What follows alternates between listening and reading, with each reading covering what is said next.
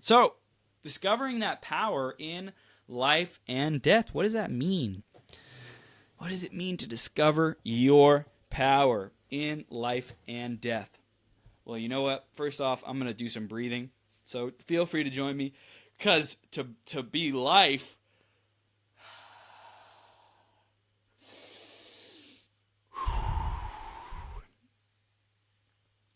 I'm committed to bringing life for y'all. So it would help if I got some life in me, life going in me.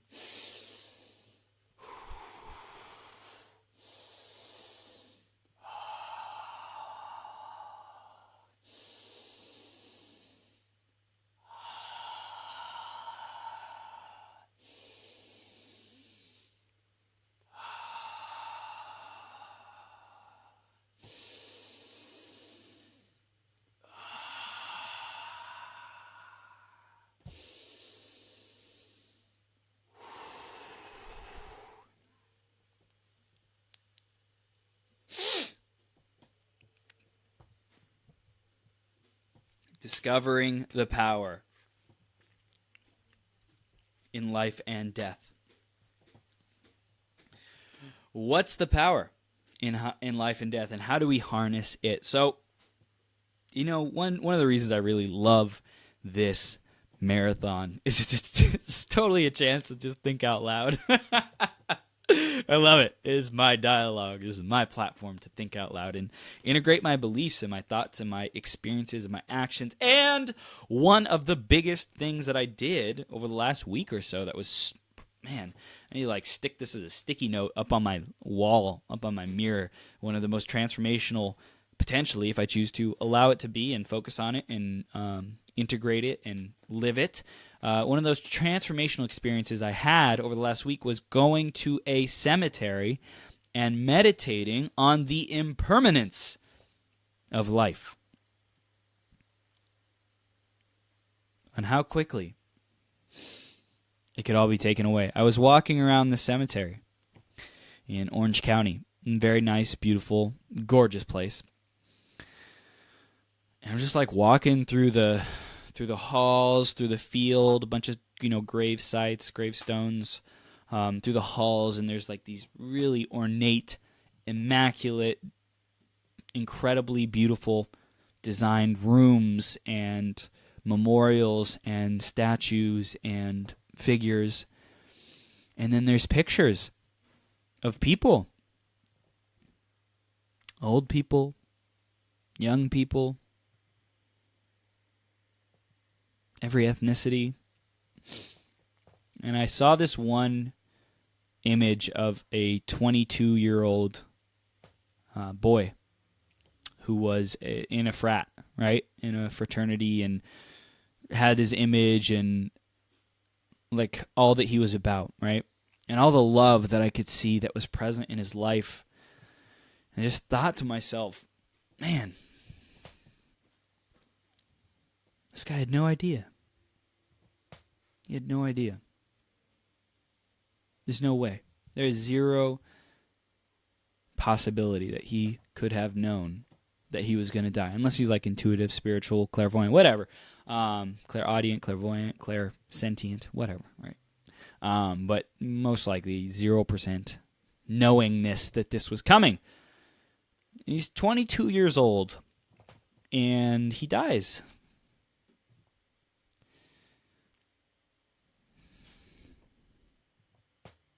I could die today. If he can die, 22-year-old, I can die, I'm 26.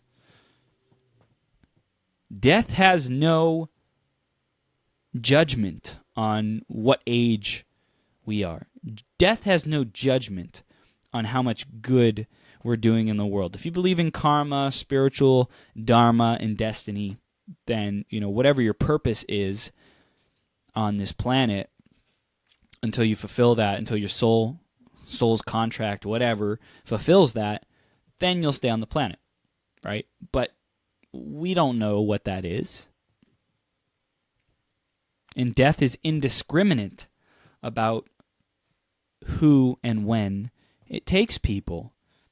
It's not our time. It's not when we say, when we want. It is death's time. It is destiny's time. It is our karma, our soul's time, whatever that is. And we have no idea what that is, when that is, how that happens. So I was thinking about this 22-year-old kid. I'm like, damn, that could be me. And if that was me, what would I do differently? How would my life be different? Well, I put myself in his shoes, imagining what was he probably doing before his last moment. The last couple days, whatever, weeks, months before his death. What do you think he did? Probably hanging out with friends. Probably the usual stuff.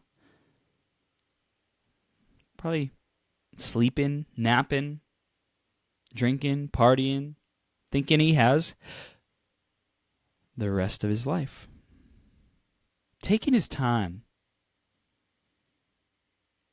Taking for granted his interactions and moments and presence with his loved ones, his friends and his family. I'm sure he loved them and he had a great time.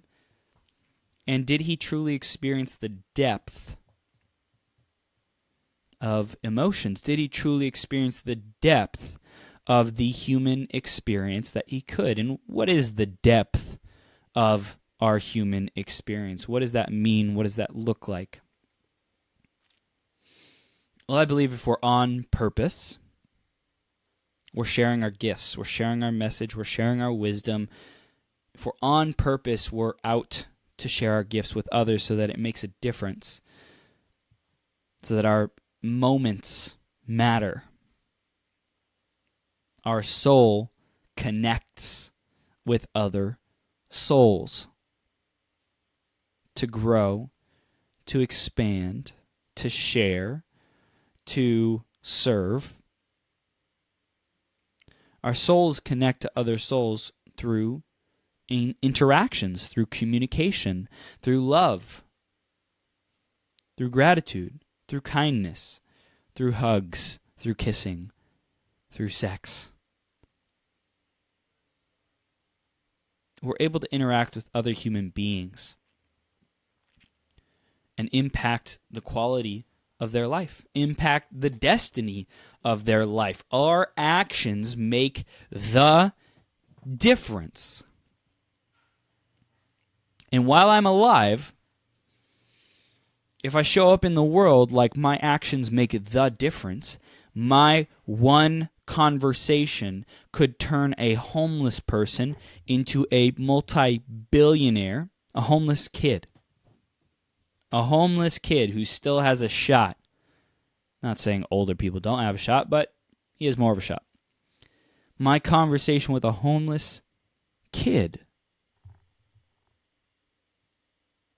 could transform. He could transform into the next Tony Robbins. He could transform into the next Oprah. He could transform into the next... Who else has been homeless and done amazing things? I don't know.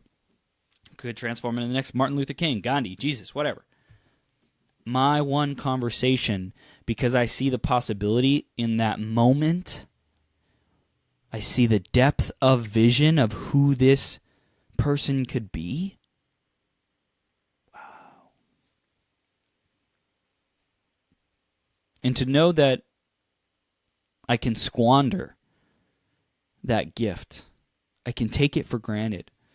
I can abuse that gift. Gift? Sit down. Depth of vision?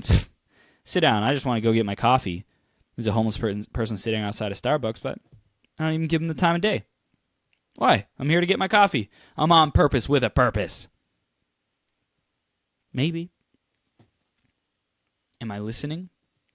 Am I aware of the opportunities that are being placed in front of me?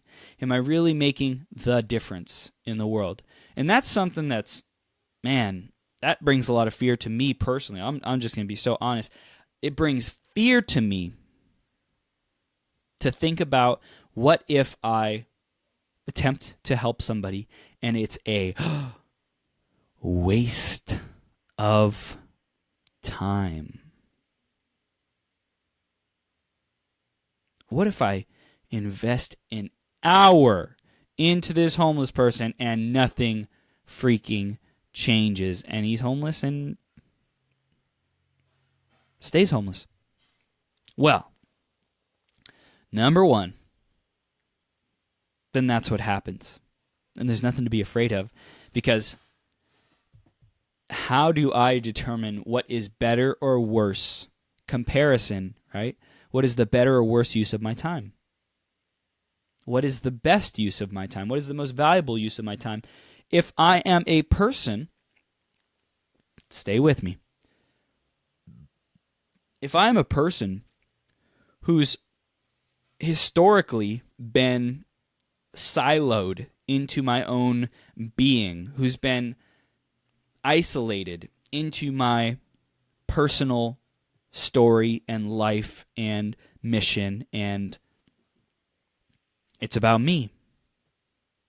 If I've been this person historically in the past, then there's most likely some room to grow in not making it all about me. There's some room to grow in some spontaneity, in the spontaneity of being of service. I have room to grow in that area. Maybe you have room to grow in not being so selfless. Like Elizabeth, for example, is super selfless. She helps people. Elizabeth Cooper, who's just on the interview before this one. She's so selfless that maybe her thing is to focus more on herself. Maybe that's her calling. And these people who are, for example, all about pleasing other people or helping other people, the constant drive is to not be at home. The constant drive is to not be alone. The constant drive is to get out there and be with people and conversate and communicate. But what would be most beneficial for her is to stop the automatic programming and slow down and breathe and meditate and develop a discipline, a practice of that, of focusing on being with herself, being with one's self, being aware, being conscious. So everyone has their different thing that they're working on. Maybe it's abundance. Maybe if someone is committed to having and experiencing more abundance, then we can create more acts of giving in our life. That's our discipline. That's our practice that will make the difference for us. You know, it's through our growth opportunities. It's through the area of life that aren't working. It's through the noticing, hey, I'm not experiencing the result that I want. Connection, abundance, love, joy, happiness. There's all these different areas that we're not experiencing the result that we desire. And that's an indication that we want something, but we're not getting it. AKA, there is something in the way. There is a blind spot. There is a growth opportunity. There is something to shift, to let go of, to evolve past.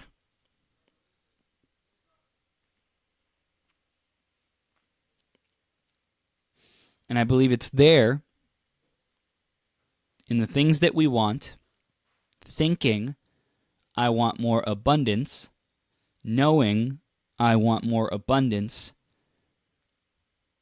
that we can create opportunities to show the universe that we already are these things, to show the universe, God, source, creator, that we already have everything that we need within us, that we are enough. So if abundance is something that you want to work on, you want to feel more abundance, you want to call in more abundance into your life, create a discipline of giving. This is good. I am just saying, I'm spitting some gold right now. Spitting some fire. This is good. This is good stuff. You know, I really acknowledge myself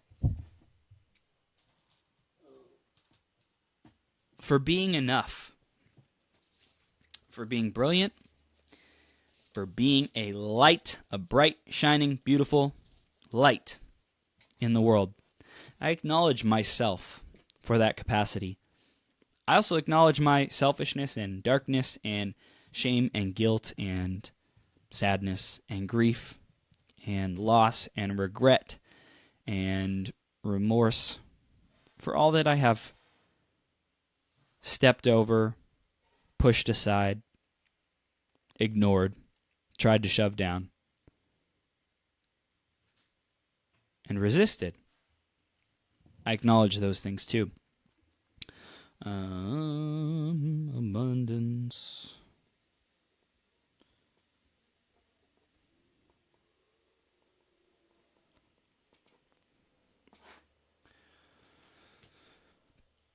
How do I create a life that I truly love? Like this power of life and death. How do we tap into the power of life and death?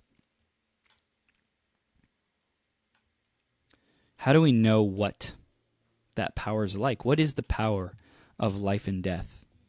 The power of life is giving life, is feeding, is fueling, is expansive, is increasing capacity, is love, is joy, is gratitude. That's the power of life. Like being is the power of life. Being is the power of life. Being. Beingness. Existence. Fully existing, fully present, fully in this moment, in the joy and the gratitude and the magic and all the other stuff too. And I choose to feel the good feelings whenever I can. The quote-unquote good, the desired feelings, the wanted feelings. That's life. Being, showing up, living, being present. Death. What's the power in death? The power in death is that there's not always going to be an opportunity to be alive. The gift in death, the power in death is the urgency, is the time, the man-made construct of time. Which, people say time is an illusion, and that is true. And time also can serve us in a way that it has us take actions that we wouldn't take without it. So many people blame time and villainize time and cause it to be the devil, right? So many people are resistant to time and just like create it as a plague in their life. And through death, the gift of death, we also have the gift of time. And the gift of the present moment is given by life. So I would say the gift of life gives the gift of the present moment and how magical that can be. And the gift of death gives the gift of time. And the perception of time creates prioritization and different actions that create different amounts of emotions and feelings. So without death, there would be no drive to live fully. Why? Without life, without being, we would be empty and hollow and non-existent, and or just steady state beep, or like mediocre, like a 5 life. If there's no like life and love and gratitude and all these amazing feelings, it's just it's like a rock, right? Just a rock existing. Even though a rock even has energy and atoms and stuff moving, life gives energy and purpose and movement and creation and joy and gratitude and love and all these amazing feelings. So from life comes joy, love, feeling, comes a why, the why is a driver towards feelings. The why is a driver towards some kind of result, some kind of 3D feeling that has us feel some way. A result, a 3D result that has us feel some way, that has us understand we are more towards life, more towards our highest self, more towards our spirit, our soul, right? Our essence is vibrating at a ridiculous level, and because it's in a body, because it's contained within a body, it has to be at the level of body. And awesome monks and amazing yogis, awesome people like that can elevate their vibration of gratitude, of love, of elation, of energy, and still stay within their body and attract amazing things, create amazing things. So it's through life, the principle of life. What is life? Life is growth. Life is expansion. Life is love, gratitude, connection. Life is high vibration. It's through those things that we're able to feel emotions. Emotions become important. The frequency becomes important. And because of the frequency is important, the results that we're getting, the activities that we're doing, even though activities don't necessarily mean energy, activities don't dictate frequency, they have a strong determinant for it. And in our current 3D reality, activities do equal emotions. Smiling does raise vibration. Doesn't have to. I could smile and be pissed, right? I could smile and be happy. I could also not smile. And feel love. And feel high vibration, amazing, juicy presence. Just like bliss, peace. I can create those without having the action. The action gives us a correlation. The action is what our mind ties our emotions to in this 3D reality. If I do X, I get Y. If I get a car, I feel joy. If I find the man or woman of my dreams, I experience love.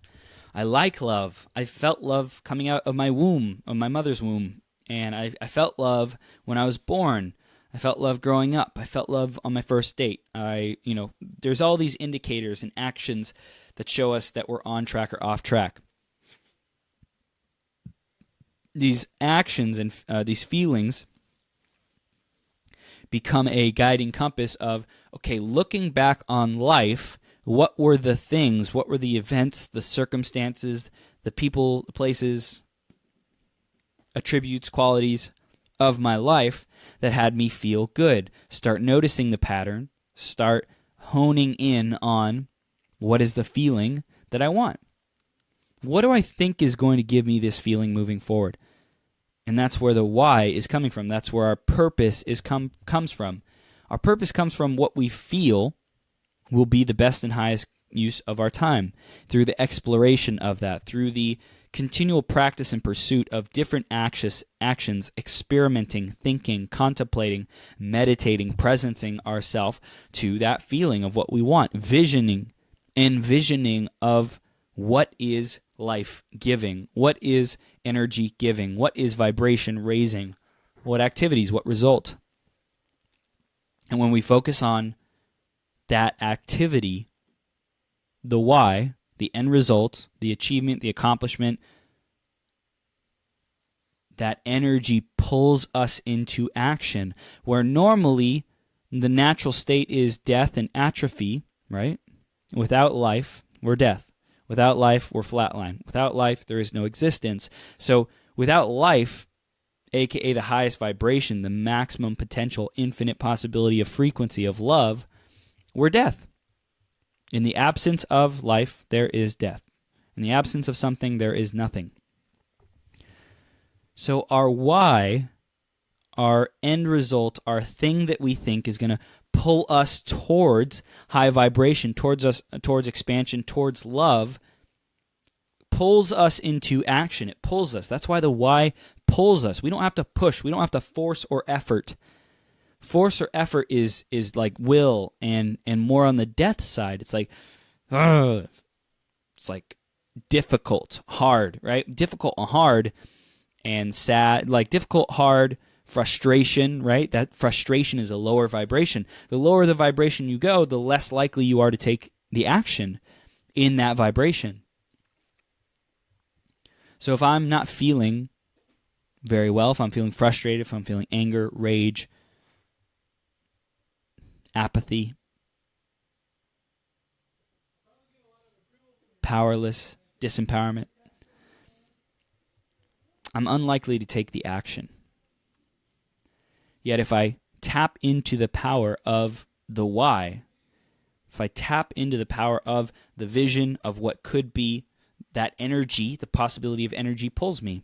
If I tap into the power of death, what doesn't work, so not death so much, but like the focus on what doesn't work versus the perspective of, hey, I could die today, right? I could die today puts things in perspective, which creates urgency, which creates a desire to more so seek out that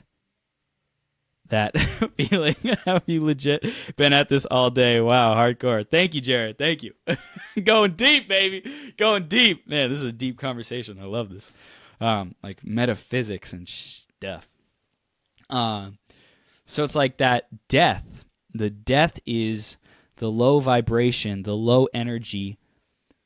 And there's power in death because the concept of low vibration, our soul knows that low vibration or no vibration, zero vibration, the absence of vibration, is not where our souls want to go. Our souls want to go to high vibration, to expansion, to love, gratitude, joy, etc.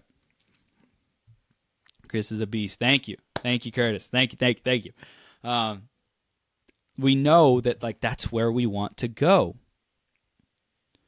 So death is a gift because it's an indicator of where we don't want to go, right? And this is literally programmed into us, into our survival instincts. Of course we don't want to die. Then we don't get to experience the joy. Of course we don't. We're survival based. We are fear based because if we die, then we no longer exist. We no longer get to be this piece of consciousness of soul having a human or animal experience or whatever experience on this earth.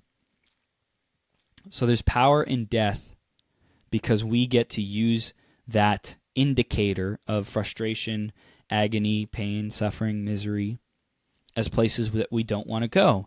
And that keeps us focused on what we do want, which is the why, which pulls us. Okay? There was something else I want to say. So contrast is powerful. Now that we have this awareness of life and death, contrast is a gift that we can use to notice versus being run by these things. Okay, contrast. I notice, the contrast is feeling love and gratitude and feeling good feels better for me than death. The contrast of death, of decay, of disempowerment, of dying, all that kind of stuff, I don't want that. Ooh, I got great contrast now. I got something to have perspective with and from. But there's no fear of dying with contrast.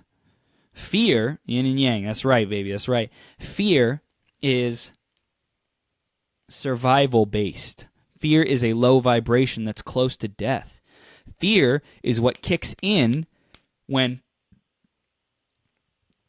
there's a circumstance that comes into reality that makes us think we're close to death.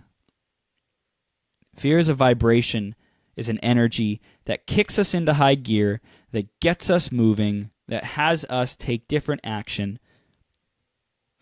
that moves us away from death, the vibration of death, the possibility of death, the outcome, the result of death. Fear is powerful. And it's also not a serving emotion if it's uncontrolled. So, can we use fear and how it is a closer vibration to death to propel us forward, to move us forward, to have us be our greatest possible selves?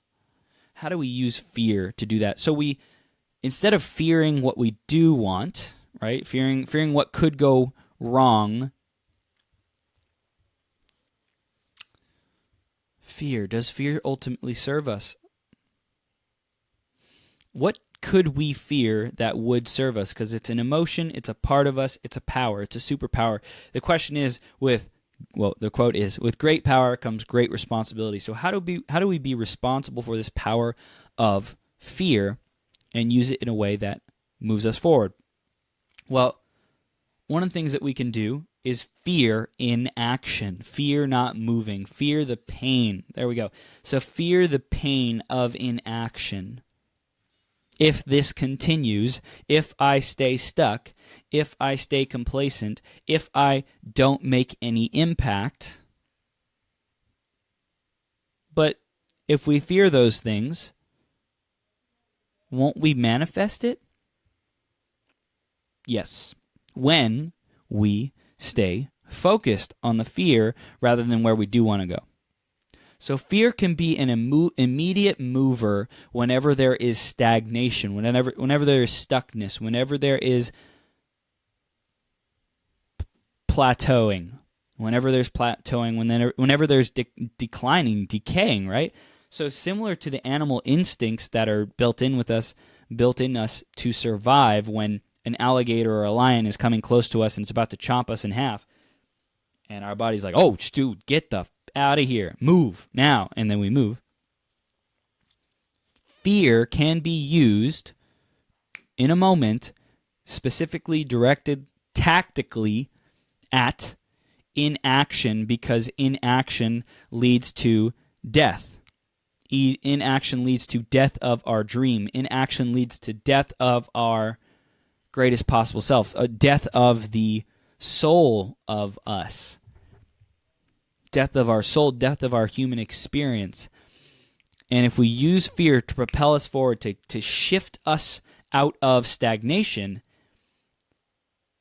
for just a moment, then it becomes our superpower. It does not use us, we use it, which we have been given all these tools and abilities and emotions and gifts to harness, to integrate into our philosophy of life to create our reality. So how do we create our reality? Why do we want to create our reality? Remember, we want to create our reality because we want more of our soul's essence, our pure, highest form of essence and vibration and energy, because ultimately that's where we're going to go back to anyways. We're going to go back to our soul, the greater soul, creator, God, heaven, whatever we want to call it.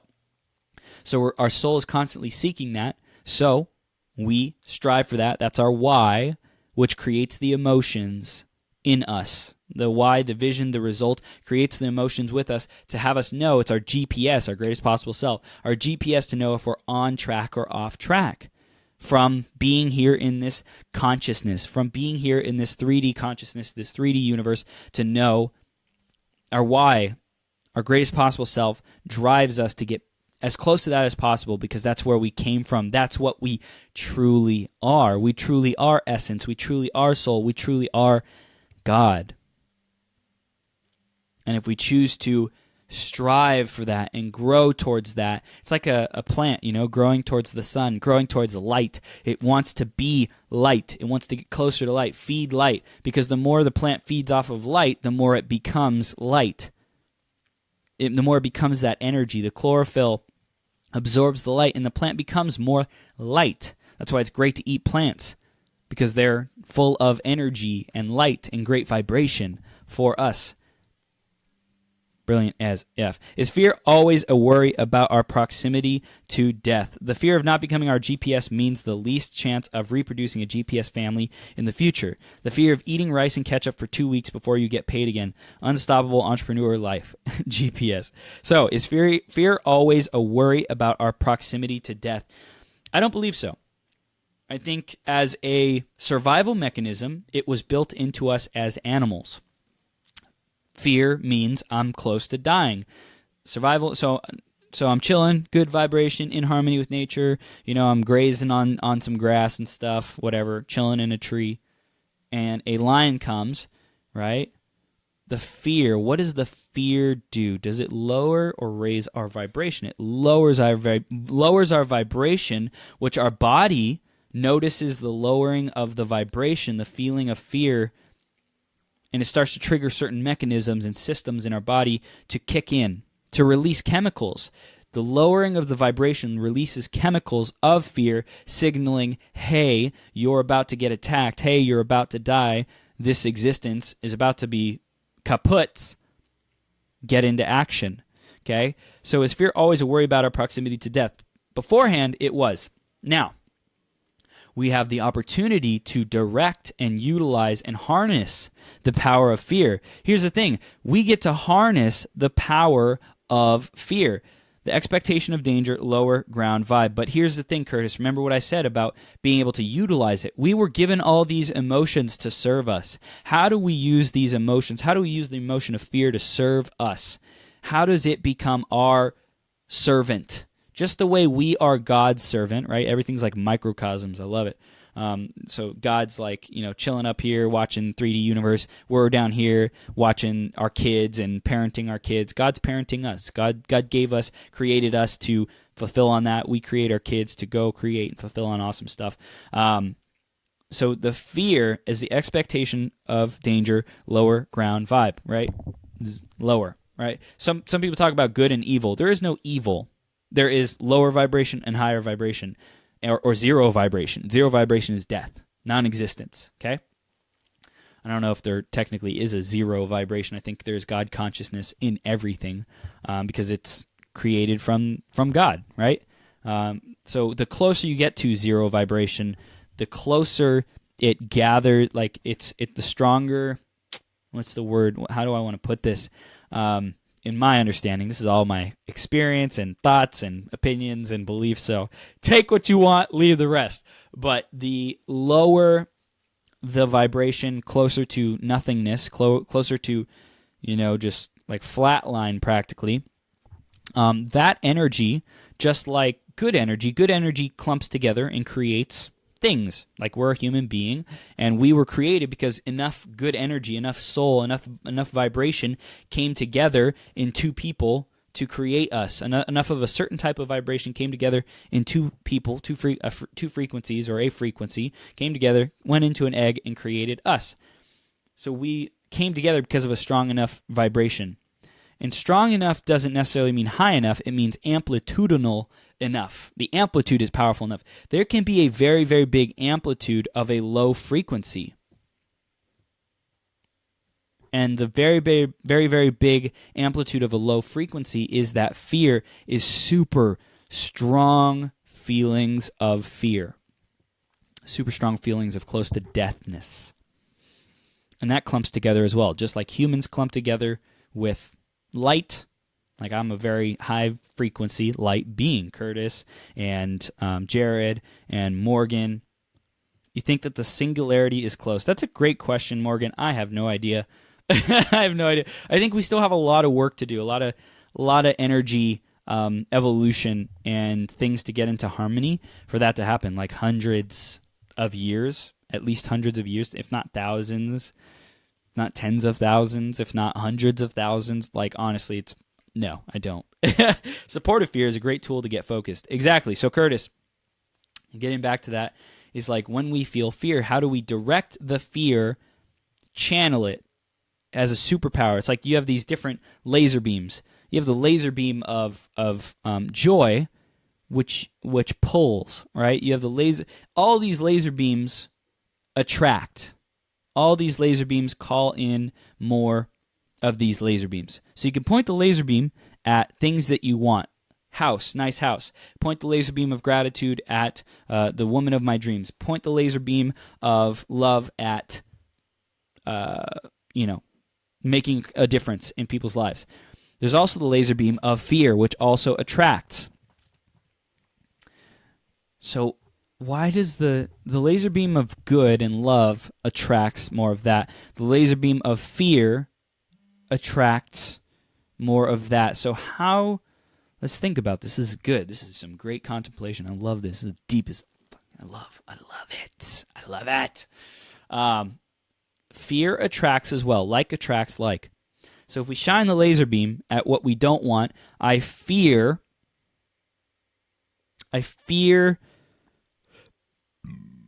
shine the laser beam of fear at being stagnant for another 10 years and not making the impact that I desire on the world. if I shine that at me, if I think about it long enough, this is so good. I have a fucking brilliant mind. Thank you, Chris Burns, for your brilliant mind. Jesus. You shine the laser beam of fear at the future. That's good. At the future of not making the impact, of being stuck, of being homeless. Okay, so I shine the laser beam of fear at being homeless. Temporarily, I just attracted that into my life. Oh, shnikey. So here's the thing. Because it's in moderation, because you are empowered with it, because it's your superpower, you can point it at what you don't want. And because you utilize fear, you pointed at what you don't want, so that attracted it to you a little bit because you thought about it and you focused on it. And what fear also did, which is even more powerful than the attraction it did temporarily, is it instantly released chemicals in your body to take different action, to take new action. The fear that you attracted, this possibility of being homeless, oh my God, don't be homeless, I don't want to be homeless. Chemicals get released in my body, and I say, okay, I don't want to be homeless. Where do I go? Oh, that's right, I go to my purpose, because that feels good. That is pleasure. So what the best salespeople I'm seeing are doing these days is the best salespeople are creating that tension, are directing the fear in an effective way. Direct the fear in an effective way. First off, get people to think about the positive things, because like if you just immediately go into the fear, then that could turn people off, or there's not enough rapport built, etc. What I've noticed is build the why first, and then build the opposite view of the why, where people are at, and if things continue, why that will suck, why it'll hurt. Okay, get into action now, right? So here's the thing. I love this. Dude, I love working this out in my mind because it just strengthens it and makes me more certain and grounded. Thinking, ladies and gentlemen, thinking is powerful. I don't care anyone who says thinking is not useful, right? Action is good, and while I can think this and logic it out and make sense, I can build things that create more action, that create more gifts to the world, that make the world a better place. So, I had some really good stuff there. So I'm thinking about fear. We're talking about fear, the attraction. So here's the why. I see the whys. We're talking about sales, right? If you do the fear first, if you put people into a fear state first, they will want to move. They'll be all fired up with nowhere to go. Okay? If you put people into a fear state first of, hey, listen, John, great to meet you. So what's your biggest challenge? Oh, I'm stuck with this. Okay, and what's the worst part about that? And if that continues, like what's going to happen? Oh man, I'm just overwhelmed. Okay, good. So now, where do you want to go? What's the vision? Oh, the vision. So it takes time. Already, the chemicals have been released for fear, which is like they want to get into action. But are you able to produce a clear why? When those chemicals are going, when the cortisol is going, when the stress is going, when your survival frequency, the fear perpetuates more fear in your body, I believe. It creates so your container, your body of a container would have chemicals in it that do not fully allow for the why to resonate, because they're chemicals of cortisol. It's like fear, fear, fear. You need more fear. You need more cortisol. You need more stress. You need more of this crap that gets you into action because you are not safe. And the ability to create a why and think and tap into that higher vibration and energy is not as accessible when we're feeling these chemicals and these emotions. It biologically, we will not be as easy, not accessible for these good feelings and what we want, and thinking straight, right? Thinking straight, thinking of what we want, getting a clear mental picture of the vibration, the end result, the circumstances, the desired end destination, the why, right? The picture. What is that picture? Think about the picture. Humans think in pictures. Think about the picture to feel the emotions. We can't clearly think about the picture and clearly feel the emotions because something has already contaminated that within us. And who knows how long it takes to process those chemicals. Might take minutes, might take hours, probably. Hours or, an hour or two, whatever the amount is. But the fear, if we feel that first, then it contaminates the ability to create a fully empowering vision. But if we start off with the vision, while people are in a relaxed, emotionally neutral state, then they're more able to grab onto that, create that. Ooh, that's awesome, awesome, awesome. So already they're being pulled towards a future that they like. Ooh, yes. So Jim, how's it going? Great. So tell me more about what you want. Where do you want to be in a year? I want to be here. Okay, why do you want to be there? Oh, because it's incredible, and I get to accomplish all these amazing things and travel and have the best family ever. And why is that so important to you? Oh, man, just because I love being love, and it's amazing. All right, so all these good chemicals are released. You're feeling amazing. Awesome. You associate me to love because I'm the person who just brought you to this state, right? I just asked you the questions to get clear on the purpose, and now you and I have an amazing link. Now I gotta dig in the pain because otherwise you're just gonna walk away from this conversation feeling like, I feel amazing. The good feeling is not enough to take new action. The good feeling is like, I feel great. And then I say, okay, the price is, $10,000, whatever, right? Oh, shit. Right? $10,000. I can't spend that. I don't have enough money. I'm in survival and scarcity. Get all those freaking money triggers and all the chemicals that get released because of that. So I must trigger another greater fear so that one is overpowered. The money, the commitment, the make a decision, the start out on this new pathway of life, of coaching, for example. So we set the vision, we create lots of great feelings and chemicals from that. After that, the negative, we create a negative, a push away from where they don't want to be, homeless, single for the rest of their lives, a terrible parent, whatever it is. Now they're motivated to go away from that. Where do I go? I want my vision. How do I get my vision? I don't want this homelessness. I want the dream car. Okay, so here's what you got to do. You got to make the commitment.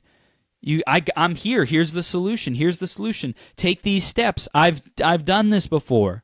I've shown you these steps before. I've done it with other people before. Take these steps. It's been proven by other coaches, by other people. Here are some examples. Here are testimonials.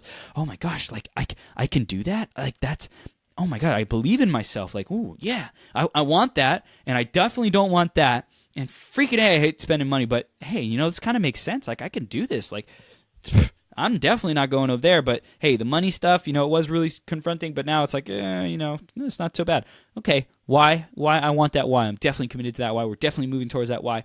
Okay, we're going for it. Why? And I'll make the commitment, make the decision, invest the money.